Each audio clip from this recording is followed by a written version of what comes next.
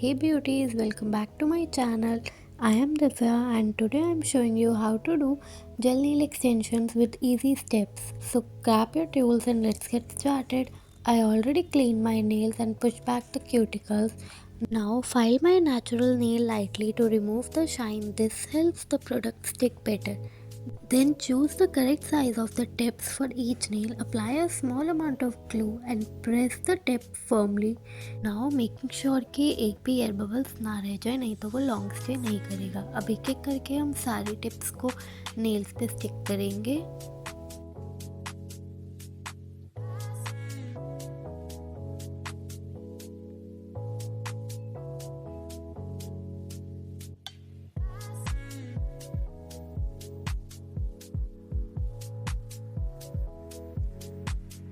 After that tip cutter से हम tip को कट करेंगे जितनी साइज़ हमें चाहिए नेल्स की।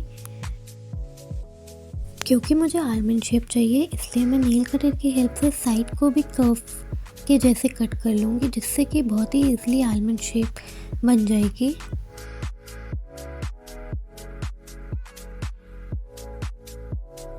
इसके बाद हम फाइलर से नेल्स की शेप देंगे। सारे नेल्स पे करने के बाद here is the final look. I am going for a round oval shape. Then drill की हेल्प से हम टिप्स को नेचुरल नेल्स के साथ ब्लेंड कर देंगे अच्छे से। ड्रिल को ज़्यादा हार्ड नहीं चलाना, नहीं तो आपका नेचुरल नेल बर्न भी कर सकता है। देन ब्लेंड करने के बाद अब हम अप्लाई करेंगे प्राइमर सिर्फ हम नेचुरल नेल्स पर ही अप्लाई करेंगे। अब हम बेस पे आएंगे और बेस के लिए आई am using this flat brush. Now सबसे पहली लेयर जेल की हमें बिल्कुल थिन लगानी है सारे नेल्स पे।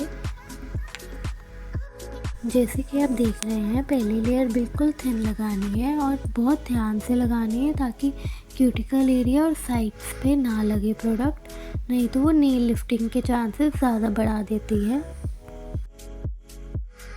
30 सेकेंड क्योर करवाने के बाद हम सेकेंड लेयर बिल्डर जेल की थिक लगाएंगे ताकि एक स्ट्रक्चर क्रिएट हो।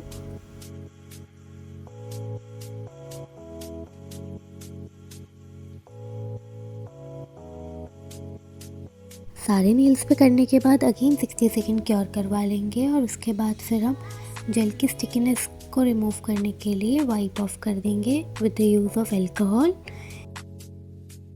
एंड देन ड्रिल की हेल्प से हम सरफेस को स्मूथ कर लेंगे और शेप को रीडिफाइन कर देंगे।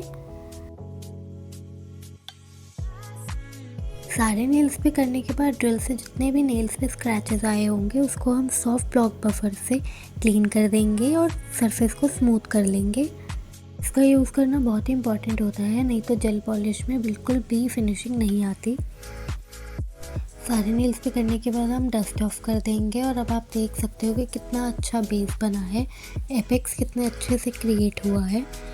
Now let's get started with the nude base. I am using Essence gel polish. I am using nude brown shade as a base. First layer हमेशा थिन लगानी है, जितनी थिन हम कोट लगाएंगे उतना जेल पॉलिश लॉन्ग लास्टिंग रहेगी। 60 second cure करवाने के बाद अब हम लगाएंगे second coat of gel polish. Gel polish के हमेशा 2 कोट लगते हैं, 2 से ज़्यादा लगाओगे तो वो पील ऑफ कर जाएगी। इसको भी क्योर करवाने के बाद अब हम आएंगे आर्ट पर। आर्ट के लिए मैंने कुछ 3D सीशेल आर्ट सोची है, जिसके लिए मैं ले रही हूँ लाइट ब्लू और वाइट शेड।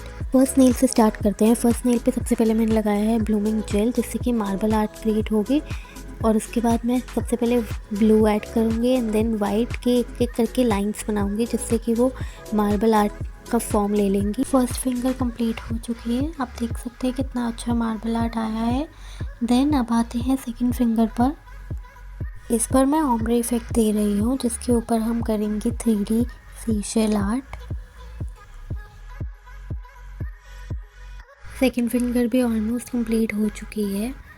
अब हम आते हैं थर्ड फिंगर पे। थर्ड फिंगर पे मैं एक फ्रेंच लुक दे रही हूँ। सबसे पहले मैं वाइट फ्रेंच करूँगी, उसके ऊपर मैं ब्लू से हल्का सा शेड दूँगी फ्रेंच के ऊपर ही, बेस पर हम कुछ नहीं करेंगे।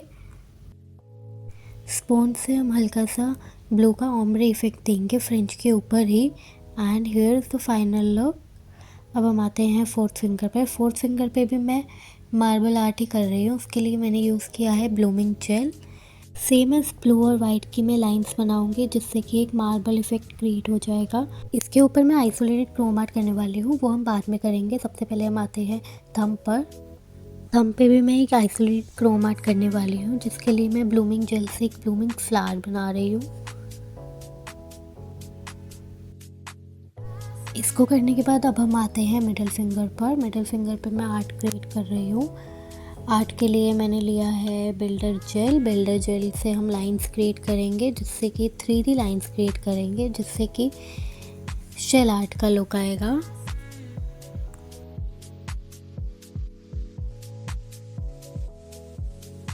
इसके बाद हम आएंगे रिंग फिंगर पे। रिंग फिंगर पे भी मैं 3D शेल आर्ट ही करने वाली हूँ।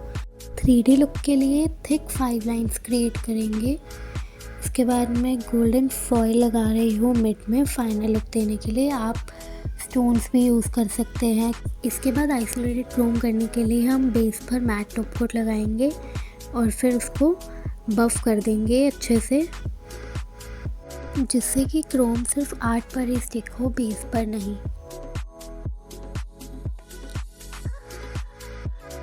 बफ करने के बाद हम नो वाइप टॉप कोट लेंगे और उससे एक डिज़ाइन क्रिएट करेंगे। आप कोई सा भी डिज़ाइन क्रिएट कर सकते हैं अपनी मर्ज़ी से। सेम है थंब पे भी हम एक आर्ट क्रिएट कर लेंगे और फिर फिंगर की हेल्प से हम क्रोम अप्लाई कर लेंगे जहाँ जहाँ पे डिज़ाइन बनाया है। थंब पे भी ऐसे ही कर लेंगे और उसके बाद फिर हम जितना भी क्रोम बेस पे लग गया है उसको हम डस्ट ऑफ कर देंगे। अब हम लगाएंगे टॉप कोट। इसको हमें 90 to 120 सेकेंड क्योर करना होता है। हमारे फिंगर्स पे टॉप कोट लगाने के बाद फाइनली हम क्यूटिकल एरिया पे क्यूटिकल ऑयल लगाएंगे for hydration and here is the final look. Hope you love this tutorial. If you did, make sure to like, subscribe and drop a comment on what you want to see next. And don't forget to follow me on Instagram for more nail inspo. See you in the next video.